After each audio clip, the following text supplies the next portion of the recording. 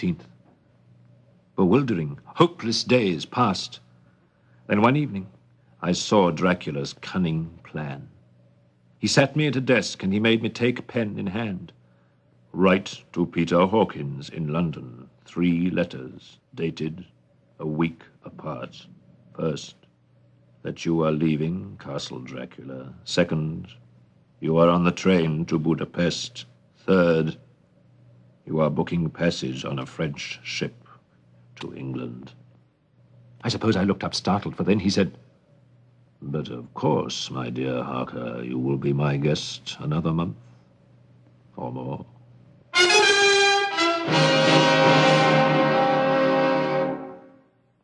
May 28th.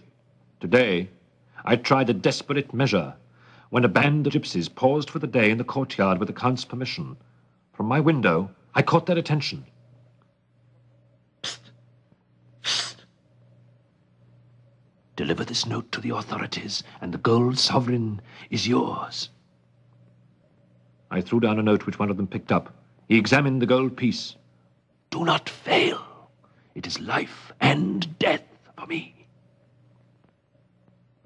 But that evening, to my utter dismay, I watched the Count burn my letter to the authorities. "Sgani turned over this note to me, Harker. It is a vile thing, an outrage upon friendship and hospitality. It is not signed. So it cannot matter to us." And he calmly held letter and envelope in the flame of the lamp until they were consumed.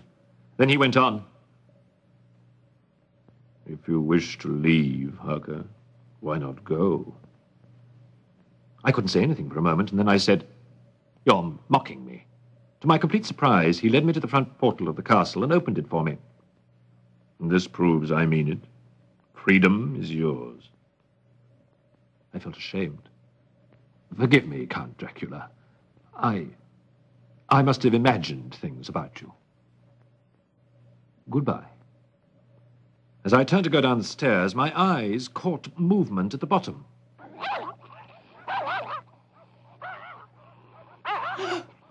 "Wolves! Shut the door! Shut the door!" "I'll wait until the morning." "Has something changed your mind? Then come back in, my dear guest." With that, the door swung closed and was locked once more. June the 17th.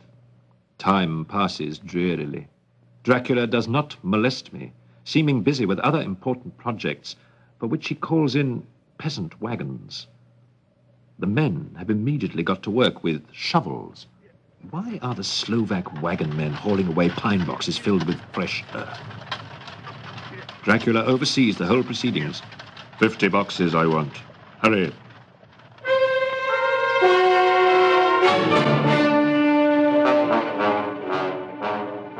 June the 20th. Tonight, I again saw the 3 ghost women materialize in the moonlit courtyard. There, Dracula tossed them something too revolting to relate.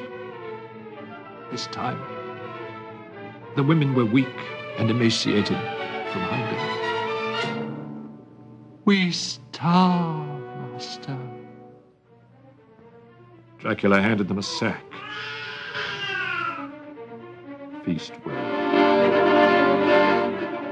With a beating heart, I tried the door, but I was locked in my prison. I could do nothing. Over and over the thought kept occurring to me. Did a child's whimpering come from that sack? Shortly, a pitiful, ragged figure was banging at the front door. "Monster! Monster, give me back my child! My child!" And I saw Dracula in his window, gesturing silently out over the fields, and then he spoke in a harsh, metallic whisper that I couldn't quite hear. And he was answered by the wolves. There was no cry from the woman, and the howling of the wolves was but short. Before long, they streamed away, licking their lips. I know what became of her child.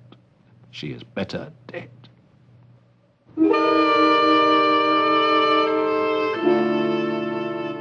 June the 25th. Today, through a combination of bravado and desperation, a daring plan came to me. If Dracula can crawl across the castle walls, why not I? In the daylight. The stones are rough enough to cling to.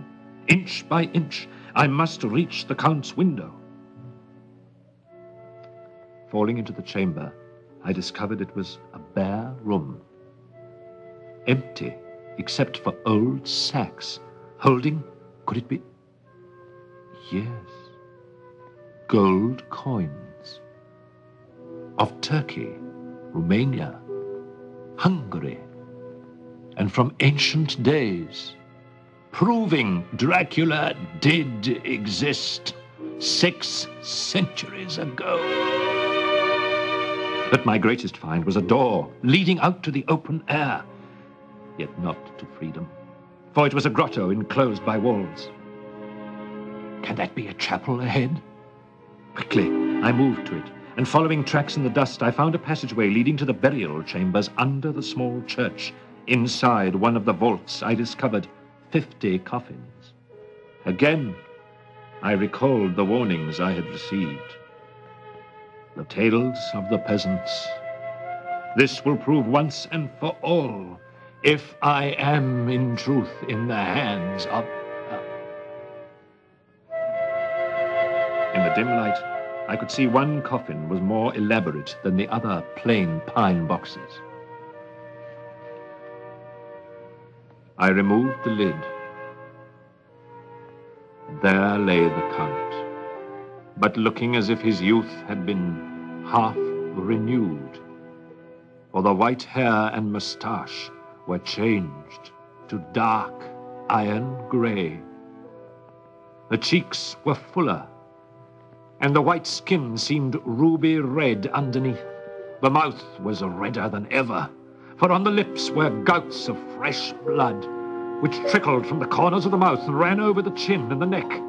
Even the deep, burning eyes seemed set amongst swollen flesh, for the lids and the pouches underneath were bloated.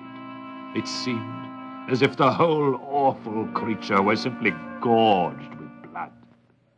He lay like a filthy leech, exhausted with his repletion. I shuddered as I bent over to touch him, and every sense in me revolted at the contact, but I had to search, or I was lost. The coming night might see my own body a banquet in a similar way to those horrid 3. I felt all over the body, but no sign could I find of a key. Then I stopped, and I looked at the Count. There was a mocking smile on the bloated face, which seemed to drive me mad. This was the being I was hoping to transfer to London, where perhaps for centuries to come he might, amongst its teeming millions, satiate his lust for blood and create a new and ever-widening circle of semi-demons to batten upon the helpless. The thought drove me mad. A terrible desire came upon me to rid the world of such a monster. There was no lethal weapon at hand, but I seized a shovel which the workmen had been using to fill the cases, and lifting it high, struck with the edge downward at the hateful face. But as I did so, the head turned, and the eyes fell full upon me with all their blaze of basilisk horror. The sight seemed to paralyze me, and the shovel turned in my hand and glanced from the face, nearly making a deep gash above the forehead. The shovel fell from my hand across the box, and as I pulled it away, the flange of the blade caught the edge of the lid, which fell over again and hid the horrid thing from my sight. The last glimpse I had was of the bloated face, blood-stained, and fixed with a grin of malice which would have held its own in the nethermost hell. Somehow, in a mad frenzy, I scaled the chapel yard's walls, and I lurched away from Castle Dracula. Free! Free! Free! I am outwitted Dracula!